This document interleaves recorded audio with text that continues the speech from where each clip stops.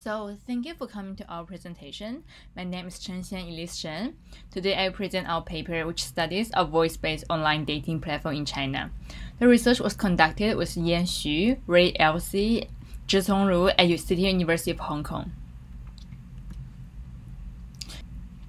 Research on online dating have been focused on text-based communication with visual aids, such as platforms like Tinder and Hinge. Such popular dating platforms match users based on their profile. For example, the traditional wipe left and right feature allows users to build up the first impression based on their profile picture, and then decide if they want to initiate a text conversation. Online dating via other channels are relatively underexplored in HCI research.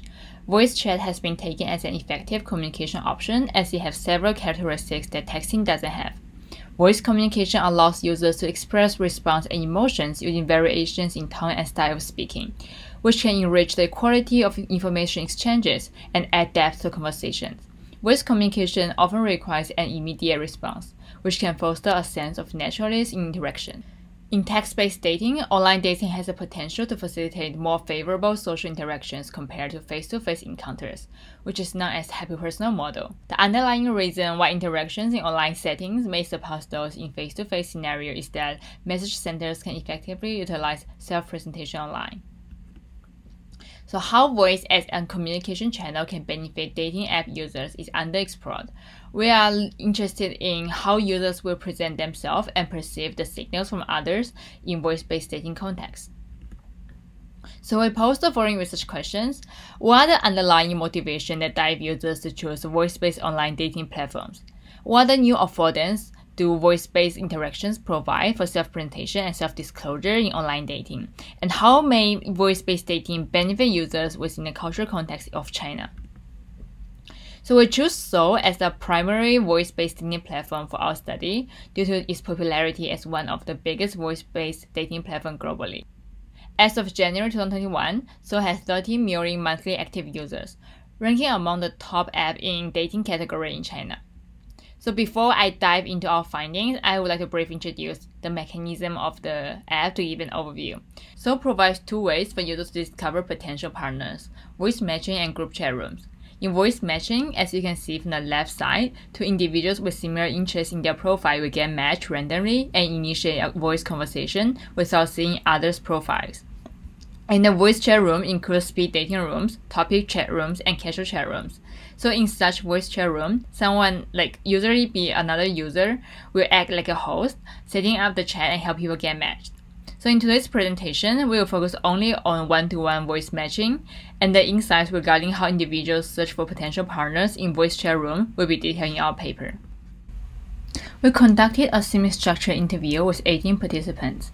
The active user base on Soul is typically composed of individuals under 35-year-old. To ensure that our participants fell within this age range, our primary focus was on individuals aged between 18 and 35 during the recruitment process. Our final sample consisted of 18 participants, with age ranging from 21 to 26, including 10 female participants and 8 male participants. In the analysis phase, 3 out of the 4 researchers employed thematic analysis on the transcribed text. So we first explore why people use Soul. Unlike most of the text-based dating platforms, where people need to share photos, users don't see each other's profile right away. They have to wait for a few minutes into the voice chat. This means that they rely on their voice to make their first impression. For some participants, it helps them quickly decide if they would like to invest more effort to continue this conversation or not. So as mentioned by participant 3, it's easier for me to evaluate one's person through the voice chat. Chatting through voice helps me better discover what person really be like. It also protects user privacy but without revealing personal images right away. So some participants suggest that they could receive and express richer emotion signals via voice communication. Some users believe that the voice communication let them share and pick on emotional better. Others find it easier to show their feelings or attitude to their potential partners through voice rather than text. So as mentioned by participants 19, I don't need to carefully craft my messages. I simply express my feelings naturally in the conversation. It makes things easier. So during a voice chat, the user can be the information sender and the receiver at the same time. When a user is speaking, they become the information sender. And when the user is listening, they become the information receiver. So our research highlights that how both senders and receivers perceive each other through voice and use their own voice for self-presentation. So when a user listens to another user, they become the information receiver. Users heavily depend on it to shape their perceptions and assumptions about each other's identities.